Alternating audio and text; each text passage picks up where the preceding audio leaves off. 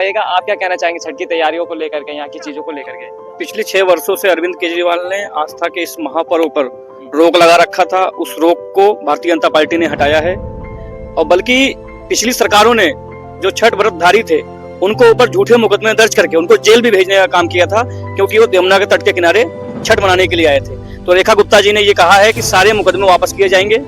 जो भी श्रद्धालुओं के जो भक्त हैं छठ मैया के, उनको ऊपर जो मुकदमे अरविंद केजरीवाल की सरकार में लगाए गए थे, उस मुकदमे को हटाने का काम भारतीय जनता पार्टी की सरकार करेगी। ये बहुत बड़ी जीत दिल्ली वासियों की है, बिहार वासियों की है और इस दिल्ली में छठ पूजा बड़े धूमधाम से मनाया जा रहा है। इसका असर पूरी तरीके से बिहार चुनाव पड़ेगा, क्योंकि बिहार के लोग अधिक से अधिक संख्या में दिल्ली में रहते हैं और उनका एक ऐसा पर्व है जिसको पूरे दिल जान तो नहीं वोट बैंक के चक्कर में कोई वोट बैंक के चक्कर में नहीं, पहले भी मनाया जाता था। हम लोग तो सनातन की सरकार है, भारतीय जनता पार्टी हमेशा सनातन की बात करती है, हिंदुओं की बात करती है और सबका साथ सबका विकास के रास्ते पर चलने वाली इकलौती पार्टी है जिसका नाम है भारतीय जनता पार्टी। जी, एक आखिरी सवाल मैं और करना चाहूंगा सर। अब एक बात बताइएगा, कहीं ना कहीं केजरीवाल जी ने 6 साल हो गए और यहाँ पे छठ मनाने का मौका नहीं दिया। कहीं ना कहीं आपको ये नहीं लगता है कि जो उनकी सरकार थी उन्होंने जो है हिंदू के त्योहारों को दबाने की कोशिश करी, चाहे इन सब चीजों को लेकर के मुसलमानी का त्योहार आता है, चाहे मोहर्रम आ गया, उनको धूमधाम से मनाया जाता था? बिल्कुल, अरविंद केजरीवाल की नीयत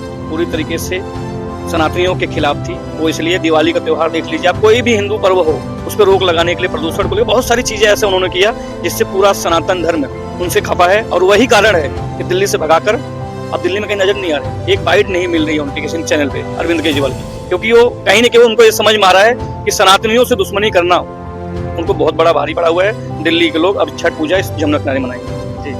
एक चीज और मैं आपसे पूछना चाहूंगा, अब यहाँ पे जिस तरीके से, चाहे सर से भी हमने पीछे सर से भी सवाल करा था जाम को लेकर के और इन सब चीजों को लेकर के, तो वही सवाल आपसे भी रहेगा, चाहे मेडिकल के उपकरण को लेकर के और यहाँ जाम को लेकर के आप लोग जो यहाँ के कार्यकर्ता उनको आपने क्या बताया, किस तरीके से रूल्स को देखा जाएगा? पूरी व्यवस्था है, शासन प्रशासन सड़कों पर है, जमीन पर है, ट्रैक्टर चल रहा है, सभी लोग चाहे ट्रैफिक पुलिस हो चाहे लोकल पुलिस हो सब सड़कों पर है, रूट को देख रहे हैं, किस प्रकार से भीड़ को देखा जाएगा, किसके कैसे उनको कंट्रोल किया जाएगा। पूरी शासन प्रशासन की पूरी व्यवस्था, हमारे मंत्री जी जमीन पर है, अभी नाव में उतर के गए हुए हैं। लगातार रेखा गुप्ता जी का ये आदेश है सभी मंत्रियों को और सभी कार्यकर्ताओं को, उनसे आग्रह किया है कि जब किसी प्रकार का हर कार्यकर्ता मदद करेगा छठ व्रतधारियों का, कोई भी किसी प्रकार की कोई समस्या नहीं आएगी, जैसे पहले होता था वैसे आज भी हो रहा है। जी।